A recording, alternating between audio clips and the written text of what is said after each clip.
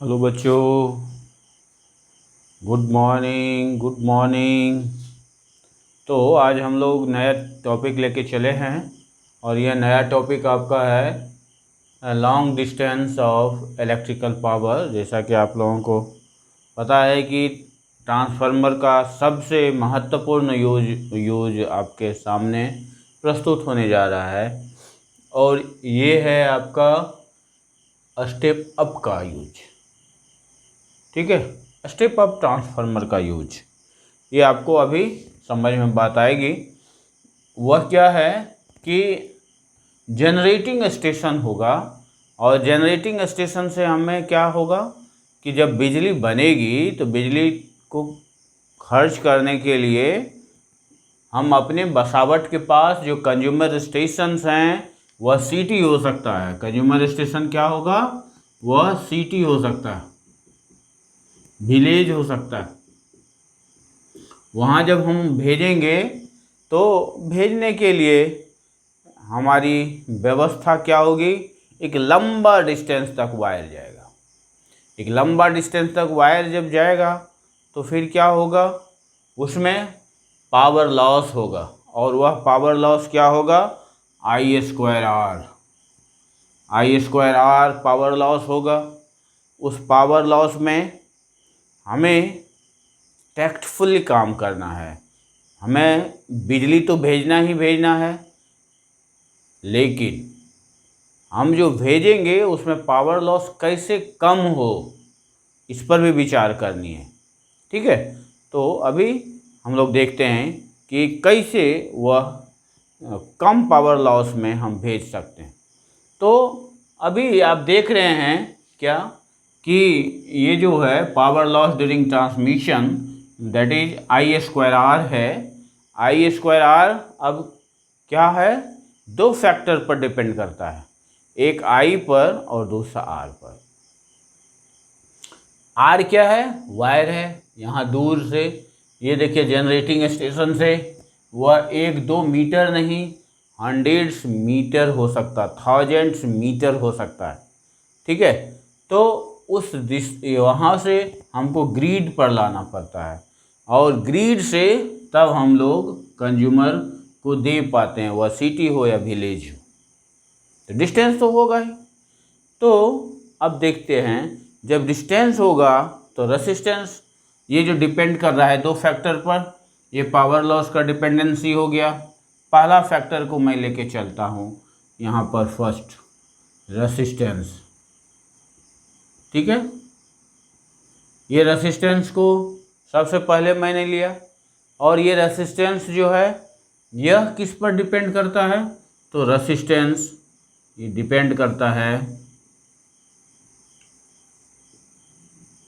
किस किस फैक्टर पर। तो देखिए, पहला है लेंथ ऑफ द वायर।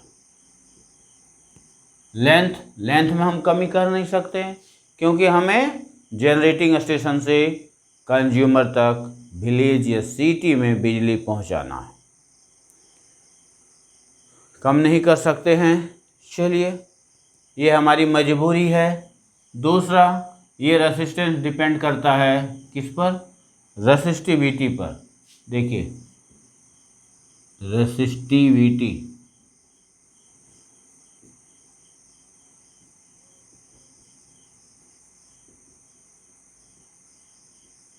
देखिए रेसिस्टिविटी जो हम देखे हैं तो रेसिस्टिविटी किसका सबसे कम रेसिस्टिविटी होता है, किसका, तो वह होता है सिल्वर का, है ना। ये रेसिस्टिविटी सबसे कम सिल्वर का होता है।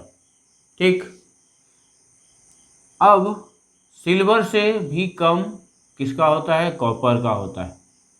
ये कॉपर में लिख दिया। और कॉपर से कम तब एल्युमिनियम का होता है। ठीक है, अब देखिए सिल्वर, कॉपर और इसमें यदि हम तुलना करें इकोनॉमी के पॉइंट ऑफ व्यू से, तो सिल्वर का वायर यदि हम लोग यूज करेंगे तो चोरी बहुत अधिक होगा। ठीक है, कॉपर का वायर इसमें भी चोरी होगा। अब बात आती है एल्युमिनियम का। एल्युमिनियम का वायर जो पहले सीधा सीधी यूज किया जाता था, ठीक है, उसको भी लोग काट लेते थे, ठीक है, और काट जंगल से, क्योंकि ये तो जंगल से भी गुजरता है, तो जंगल में हम कितना सुरक्षा व्यवस्था करेंगे, सुरक्षा व्यवस्था करेंगे तो फिर हमारा जो पैसा है ना और बढ़ जाएगा, खर्च और बढ़ जाएगा। तो वह जो खर्च बढ़ेगा, तो इसके लिए हमें लास्ट में एल्युमिनियम में कुछ ऐसा मटेरियल मिलाया गया जिसके बाद कि एल्युमिनियम को कोई यदि गलाना चाहे तो भी वह उसको गला नहीं सकता है, वह वैसा मटेरियल उतना नहीं मिलेगा, तब जा कर के एल्युमिनियम अभी काम कर रहा है।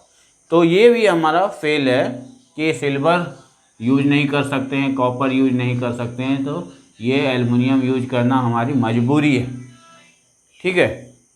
क्या पॉइंट ऑफ है इंस्टॉलेशन का, ठीक है। अब तीसरी बात है यहाँ पर, वह है क्या, area of cross section. Area of cross section that is thickness भी हम लोग कह सकते हैं, थिकनेस ऑफ द वायर।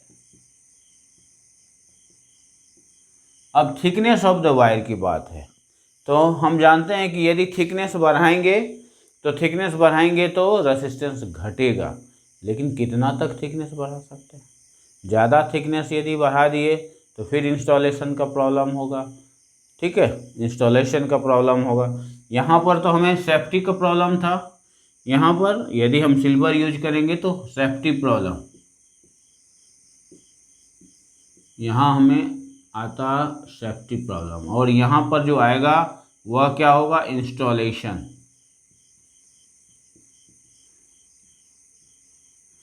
क्या इसको हम कम करना चाहें, है ना, यदि हम एरिया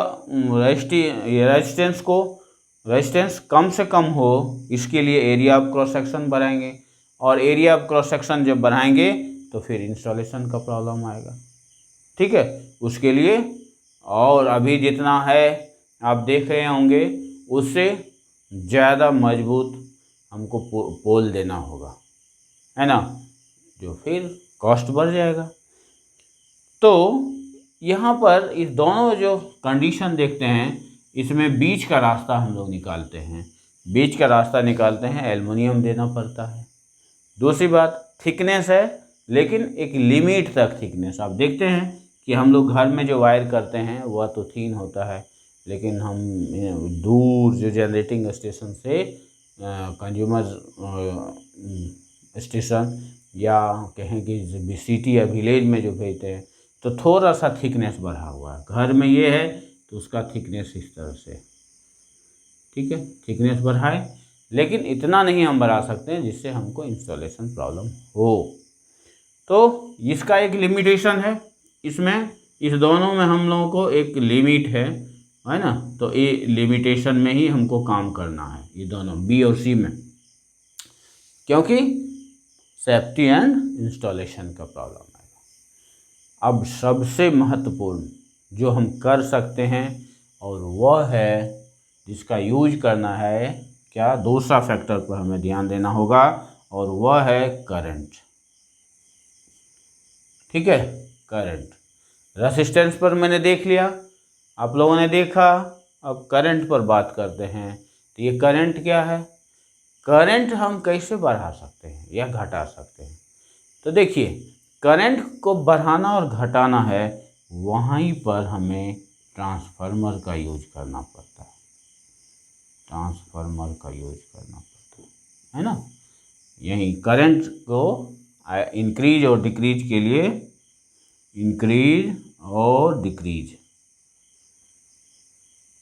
ट्रांसफार्मर का यूज। स्टेप अप यदि हम यूज करेंगे तो क्या होगा, यहाँ डिक्रीज करने के लिए जब करंट को डिक्रीज करना है तो स्टेप अप लगाएंगे, करंट को इंक्रीज करना है तो स्टेप डाउन लगाएंगे। देखिए कहाँ पर हमको करंट इंक्रीज करने की ज़रूरत होती है, तो जब हम कंज्यूमर स्टेशन के पास गए तो वहाँ पर हमको क्या करना पड़ता है, करंट बढ़ाना पड़ता है, करंट बढ़ाना पड़ता है। अब आप देखिए, जहाँ पर वेल्डिंग होता है, जहाँ पर फर्नेस का वर्क होता है, वहाँ करंट बढ़ाना पड़ता है। क्यों, वहाँ ज़्यादा हीट चाहिए। ठीक है। और फिर देखिए, जहाँ पर दूर ले जाना है तो ट्रांसमिशन के लिए मैं यहाँ डायग्राम बनाया हूँ। जनरेटिंग स्टेशन पर स्टेप अप ट्रांसफार्मर लगाया गया, जनरेटिंग पर स्टेप अप ट्रांसफार्मर लगाया। फिर हम उसको ले गए बहुत दूर, जो सिटी के पास, वहाँ पर हम लोग एक ग्रिड बनाते हैं, और वह ग्रिड जो है, उस ग्रिड में देखिए वहाँ से स्टेप डाउन करते हैं। और उससे भी यहाँ पर जो कंज्यूमर के घर में यदि बात करते हैं तो 220 वोल्ट लगाते हैं, वह उससे भी स्टेप डाउन करते हैं। तो एक स्टेप अप, दो स्टेप डाउन, है ना, ग्रिड और कंज्यूमर स्टेशन के लिए यूज करना पड़ता है। अब इसका यूटिलाइजेशन हम एक न्यूमेरिकल प्रॉब्लम के द्वारा आपको मैं दे रहा हूँ। सपोज कीजिए कि आप का जो जनरेटिंग स्टेशन है, उस जनरेटिंग स्टेशन पर आपको 40 किलोवाट, ठीक है,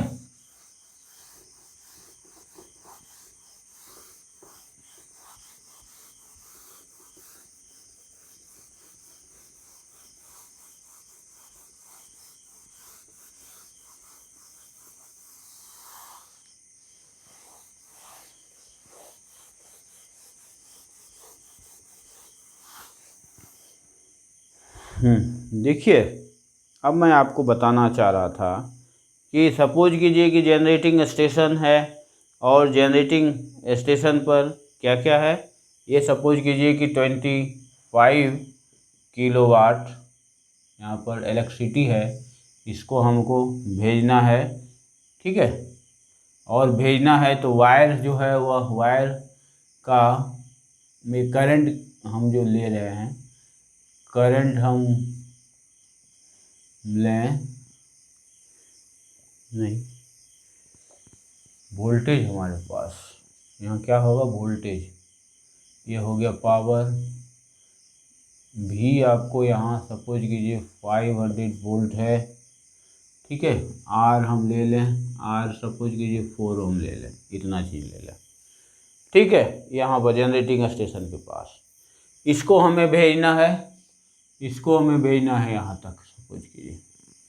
तो क्या क्या होगा, इसको हम सिंपली यहाँ देखते हैं। सीधा सीधी इसको यदि भेज दिया गया तब क्या होता है, ठीक है। तो यहाँ पर सबसे पहले हम आई निकालते हैं। तो आई कैसे निकालते हैं, P इक्वल्स भी आई होता है। आई आप ले लीजिएगा P बाय भी, P बाय भी यदि लेते हैं तो P आपको 25 किलोवाट हो गया, 1000 दे देते हैं वाट, और भी आपको 500 है, ये दोनों कट गया। फिर ये आपको 25, तो ये हो गया आपको 50, ठीक है। 25 किलोवाट में आप देखिए ये 50 एम्पियर हो गया।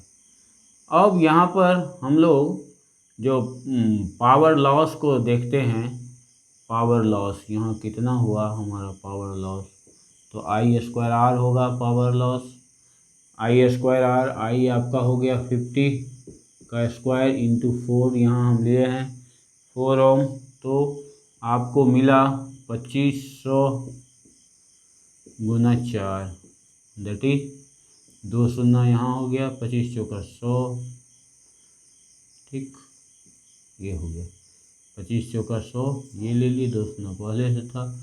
अब ये कितना हो गया, 10 किलोवाट। पावर लॉस आपका 10 किलोवाट हो गया, देख लीजिए 10 किलोवाट पावर लॉस हुआ। अब परसेंटेज में यदि इसको निकालें, परसेंटेज पावर लॉस कितना हुआ, तो ये परसेंटेज पावर लॉस आपका हो जाएगा, ठीक है, 10/25 इंटू 100, 25 चौके 100, ठीक है। फिर यहाँ पर है तो ये 4 हो गया, सॉरी ये 4 हो गया और 4 दहें 40, 40 किलोवाट।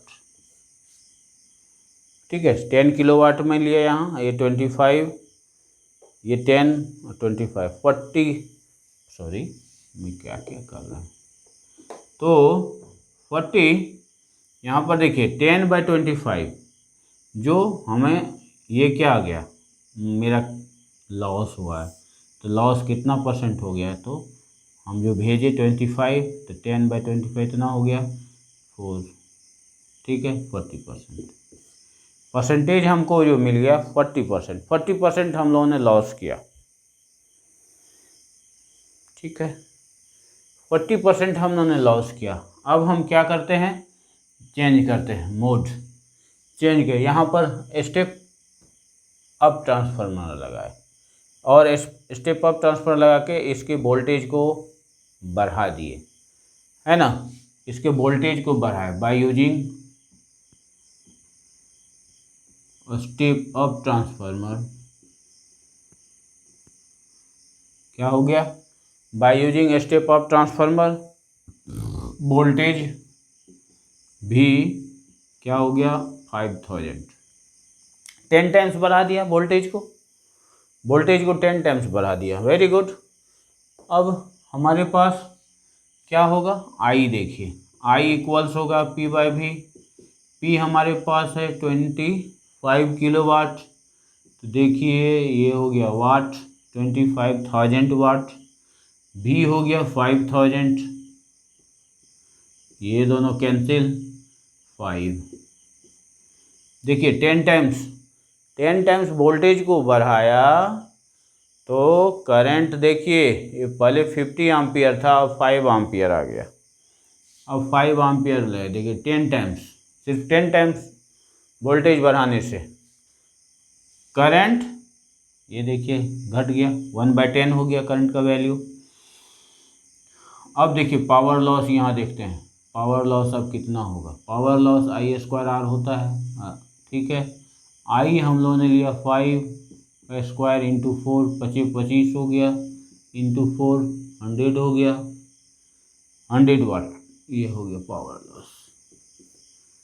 लॉस, 100 वाट। अब percentage power loss, percentage power loss होगा तो ये बाई 25,000 इंटू ये देखिए इतना कट गया, अब कितना हो गया 100, तो यहाँ पर आपको 100 था, 100 इतना को परसेंटेज निकाल लें तो 3 कटा है, आपके पास बचा है 10, 10/25, दैट इज ये क्या हो गया 100 हो जाएगा 4.4, इतना परसेंट हो गया, देखिए 0.4, सब कुछ घट गया, ये तो और घट गया, ये 40% था, अब ये आपका हो गया 0.4%, है ना। ठीक है, ये अब कितना बचा, यहाँ देखिए, यहाँ और क्लियर कर दूँ, 10/25 बचा है, 10/25 को यदि कीजिएगा तो फिर यही होगा पॉइंट, यहाँ डेसिमल का 0, 520, ये परसेंट आपका 0.4%।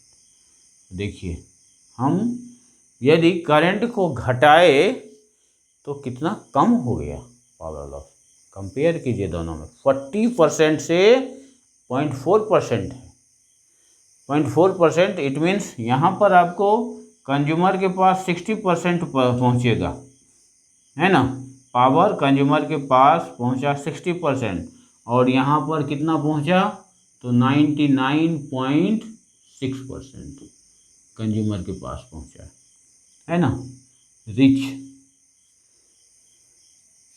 ये आप कर सकते हैं, है ना, percentage power reach to the consumer